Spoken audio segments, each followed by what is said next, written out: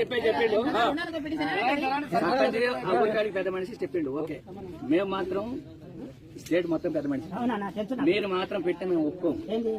Church కడితే ఒప్పుకో. దేవాలయం మాకు ఉంది. మేము ఆల్రెడీ ఆ గుట్టల గోల పడుతుంటే కేసు వేసిన, కలెక్టర్ మీద వేసిన, ఎంఆర్ మీద ఆడి ముగ్గురు పోయాను నడుస్తున్నాయి. మరి మీరేంది మీ ప్లేస్ అంతా చూసుకోవాలి సార్. కొంచెం నేను మీటింగ్ లో ఉన్న మళ్ళీ మాట్లాడతాం. నేనేది ఎట్లంటే ఇంక మేము ఒప్పుకోం. మీరు కన్ను బయట అవదాల్చుకుంటే బాగా రికార్డులో పొండి చేసుకోండి. మా దగ్గర ఇల్లు కడతా అని చెప్పి చర్చి కట్టి పాతాయి. వాళ్ళు కూడా పక్కన గోజులు కట్టుకుంటారని చెప్పి ఒక ఎక్కడ కబ్జా పెట్టి పాతాయి.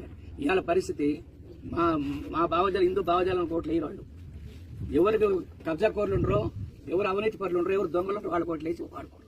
దేశం మొత్తం నాగాలాండ్, మిజోరాం, మణిపూర్, త్రిపుర, పశ్చిమ బెంగాల్ కానీ కేరళ కానీ మొత్తం పోయింది. ఇట్లే ఉంటే ఇంకొక 20 సంవత్సరాల్లో మేము కూడా మళ్ళా ఇటు రాయనికో లేకుంటే గోరికో అక్బర్కో లేకుంటే గుర్తాలు చేయాల్సి వస్తుంది. మాకు ఇష్టం లేదు. ఇది డెమోక్రసీ కంట్రీ. ప్రపంచ దేశం ఇంక అంత కోరుకుంటే అమెరికా పోయి బతకండి, లేదా ముస్లిం బాగా లేకుంటే బంగ్లాదేశ్ పోయి బతకండి, లేకుంటే పాకిస్తాన్ పోయి బతకండి. మేము ఉత్తరం ఉంటే మేము అన్నదమ్ములా చూస్తాం, మేము మా బాబామర్లా చూస్తాం. మేము ఎప్పుడు కూడా మీకు వ్యతిరేకం కాదు. కానీ స్వయంగా మా ఊళ్ళో మాకు జరిగింది. గొడవ తెచ్చుకోవద్దు. గొడవ తెచ్చుకుంటే మాది తీవ్రవాద సంస్థ. మీరు కంప్లైంట్ ఇచ్చుకున్న బాధలు ఎంగారావు నాయుడు నా పేరు, స్టేట్ వర్కింగ్ ప్రెసిడెంట్ శివసేన. నడి రోడ్లోకి వచ్చి పాతాం. ఇంటికి వచ్చిన నీతి కూడా ఉన్నా నేను నడి రోడ్డుకి వచ్చి పాతాం.